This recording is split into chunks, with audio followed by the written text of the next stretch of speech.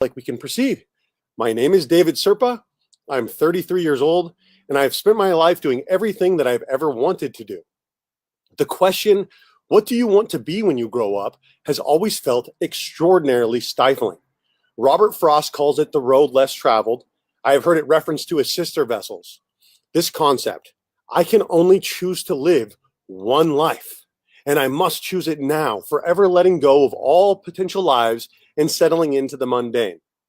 Travel all the damn roads you want and refuse to be defined by what makes the world comfortable. A lot of parents of young Aspies may be thinking, this guy seems dangerous, and I'm not sure he should be the one educating me about little Johnny or Jane. I am a little dangerous, and I am a little bit dangerous, but I also work very hard, and I'm an example of what a good man can be. I know that I've always had eyes on me, and I have been hyper aware of this from a young age. I worked very hard to set the example for two younger sisters with no father figure around, and I set a high bar. I have pushed myself and have developed both healthy and unhealthy coping mechanisms to help the world deal with me and help me deal with the world. In my short time here on this planet, I've written and directed 3 stage plays that were highly reviewed by the Backstage West and Los Angeles Times. I co-wrote and directed a movie called The Guayo, which was terrible. Became a Screen Actors Guild member, joined the United States Marine Corps and served in Afghanistan, where I was decorated for actions I took in combat, and made over $100,000 in my first year in real estate, and ranked number 2 of 4,500 realtors in my second year. Started a real estate team and helped 100% of my original team members clear $100,000. Play guitar and sing original music with my band, Prometheus and Mama Fancy with the Boot Band. Wrote a book called The Machine Gunner's Guide to Real Estate, Accuracy by Volume. That was 587 pages in 3 weeks. Was a minority owner of a brokerage and an escrow company while running a 28-person team and a 170-plus person brokerage. Was recognized as hero of the game at Dodger Stadium. Was recognized for my service to my community of veterans and their families by Assemblywoman Melissa Melendez and the current president of VA Rep of Temecula, Veterans Associations of Real Estate Professionals. I am an avid learner. And I also knew before knowing that I had Asperger's that occasionally I needed to shed my skin, as I call it. I would get overwhelmed with the masking and the people around me and the relationships that I had and feel like I need a clean slate. The first 7 years of my life were spent with my mom and my sister living with my grandparents. My grandma often referred to me as such a clever little guy during that period of my life. She kept a lot of my artwork that I made that was beyond my years, and she genuinely enjoyed our morning conversations. Children with Asperger's are often great conversationalists with older companions. The little professors, as I have heard them referred to, are great for adults. It is amongst peers that we often struggle. In 1992, when my parents were married, it started a long and tumultuous time in my life when we were constantly moving without much notice due to the nature of my parents' volatile relationship. We moved some 20-odd times in my youth, making it hard to establish a baseline for teachers. During this time, I had several issues that were called ADHD, and they would suggest medication. My elementary school teachers loved me, as did my middle school teachers, but I slipped academically and was chastised by some teachers publicly by my inability to grasp at some topics while excelling at others. I began to withdraw and mask. I've never kept many close friends. The group of friends that I fit into, I am an afterthought. I have a difficulty with seeing people's intentions, which is why I was always the last to know if someone had a crush on me as a kid, or the last to know if I was being made fun of at a new school. I developed a strong sense of right and wrong as a child, and in the 90s, we handled things differently than we do now. My mom sent me back to school to confront a bully when I was in preschool or kindergarten, and I was widely praised for it by the kids around me and by my family. When I was very young, I started seeking out bullies, and I became a bully of bullies. I collected an odd assortment of friends wherever I went, and eventually my friends would tire of me or I would move. I've always stuck out as a sore thumb, like a sore thumb, and I've learned to embrace certain aspects of my personality while keeping others tucked away. This is how I have been able to attain some moderate success in whatever I've been able to put my mind to. I love patterns and shifts.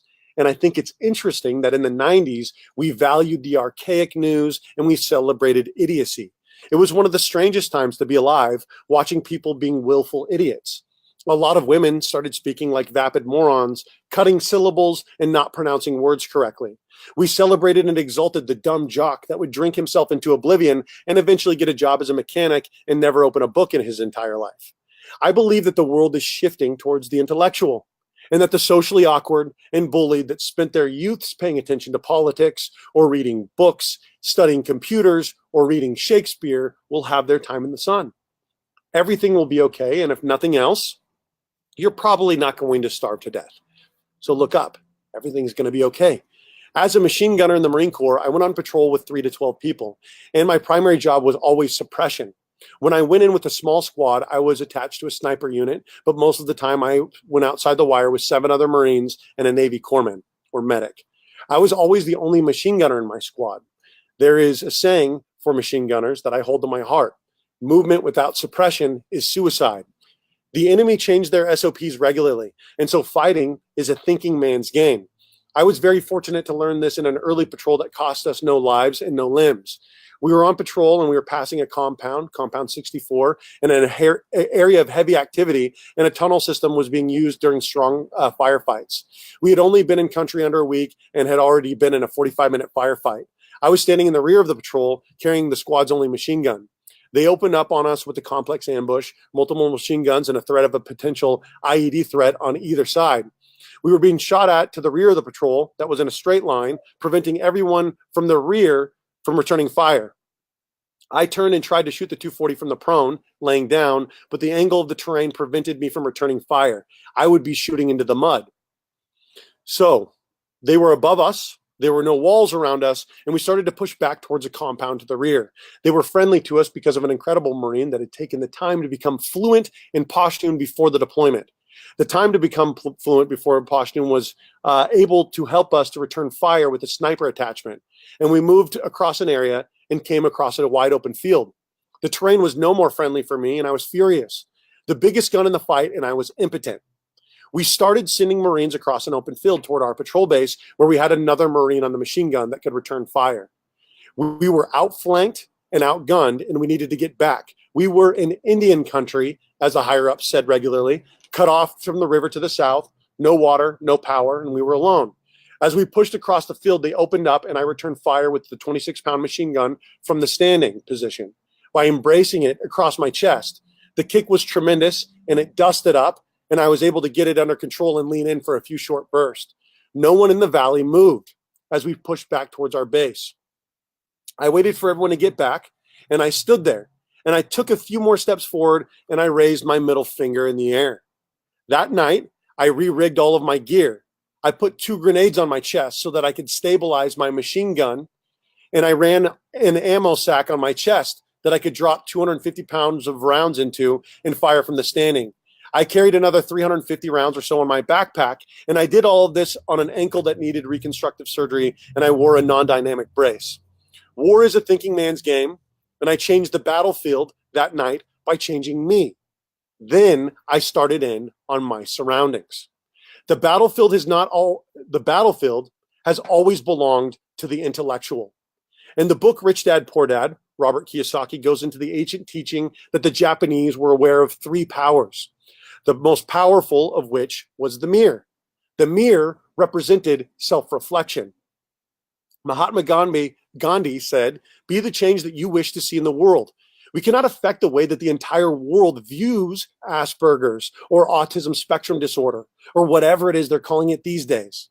But we can let the world know, one person or one family at a time, that it is okay for us to take on a cause that we believe in, especially if it is life-saving, and a life-saving cause like this one. It is very easy to struggle with suicide when you're a part of a community that struggles with a 90% unemployment or underemployment rate. It is also easy to struggle with depression when you don't know how friendships are formed or fostered. If you turn down one too many car shows with the guys, they will stop inviting you to everything. If you decide that you don't want to go fishing, no one will invite you camping.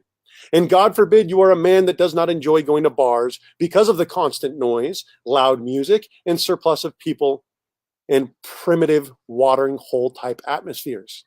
I have 2 friends that I enjoy a great deal. They both enjoy talking about business. and proving business, and both genuinely enjoy me. They both love cars, and this was never a love that was fostered in me. My dad did not spend much time around me, and if he did with cars, I would have found him difficult to be around. Cars to me are boxes of comfort that I have to travel in. Here is the other rub. As much as I can enjoy a car show, I went to one with a man that was my father-in-law at the time after my reconstructive surgery. In hindsight, he was very responsive to me, having recently been through combat, and he was very attentive. He was watching me and asking if I was okay and telling me, if you need to go, we can go. I'm just happy you're back, man. And that made it easier. When you have someone out keeping an eye on you, it is easier to relax. The problem as an adult with ASD, autism spectrum disorder, not only am I not interested in cars, I can't hear someone rev their engine without thinking, asshole. I don't know why anyone would want a loud car. It seems to me the least reasonable thing you would ever want to do to a car, to make it loud. When I buy a car, I want it to be as quiet, as comfortable, and as possible, with a sound system that makes it easy for me to hear every instrument and every song. And that's it.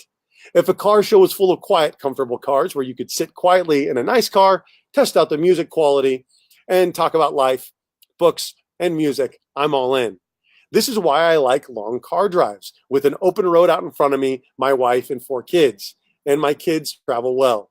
So car shows where people are constantly chest beating and revving their engines and showing off a bunch of things that I don't understand or care to understand about under a hood, I'm bored out of my mind. I love listening to people talk about their interest in moderation, but I also bring noise-canceling headphones. These can act as a buffer to help me stay out longer than I normally would. Fishing is also an awful experience for me. I have never caught a fish. I'm not sure if I would ever be proud of myself if I did. I don't enjoy sports where something is struggling for its life that just a moment ago was fine. This is one of the weirdest experiences for me about being around Marines or people from Texas, is we could be out in nature or on base and we could see a few huge, beautiful bison and a little one in tow, and someone will say, man, I wish I had my fill in your favorite hunting gun here. That's something that I don't do. I don't see beautiful animals and think, man, I wish I could blow that thing away. There were times in the Marine Corps and on a shooting gun range where gophers would pop up. And some Marines would think that it would be funny to toss an empty bullet casing at their head. And I would often end up in a confrontation where where I would say, if you throw another casing at that thing's head, I'm going to throw one at your head. I would call the gopher a thing to avoid being laughed at, but I'm big and intimidating, and I've spent a lot of my life standing up for people that have no one to stand up for them, because I know what it is like to be a little person with no one to stand up for me.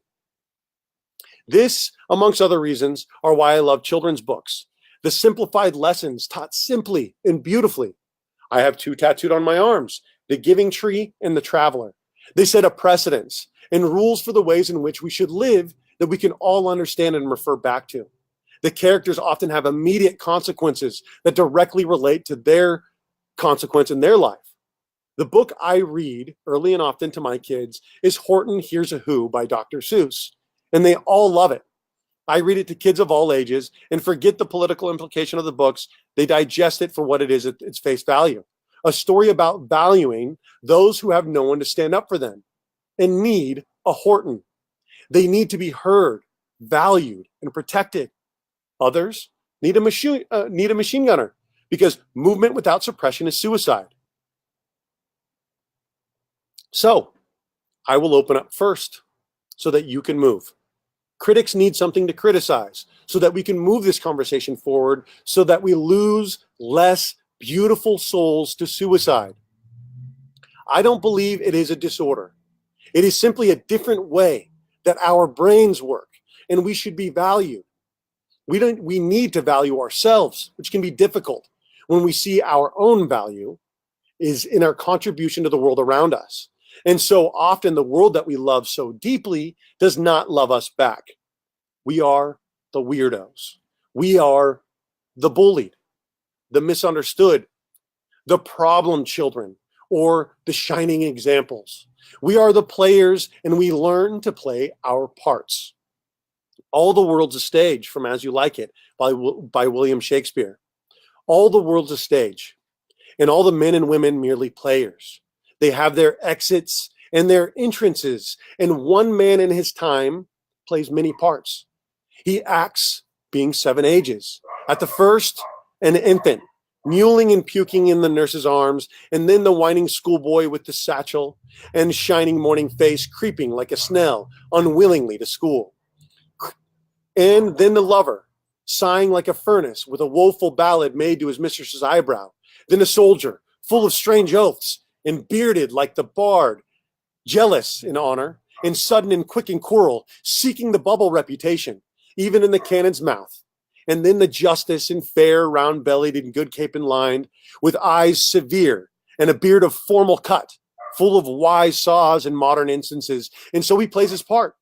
The 6th age shifts into the lean and slippered pantaloon, with spectacles on his nose and a pouch on his side, his youthful hose well saved, a world too wide for his shrunk shank, and his big manly voice turning again toward a childish treble, pipes and whistles in his sound. Last scene of all that ends this strange and eventful history is the second childish and mere oblivion, sans teeth, sans eyes, sans taste, sans everything. In the ASD community, we are little old men and women trying to understand the world that we have returned to for this one last trip around. We have returned with the eyeballs of children and the souls of the traveled. It is often heartbreaking little lives that we lead, anxiety driving us into health problems prematurely.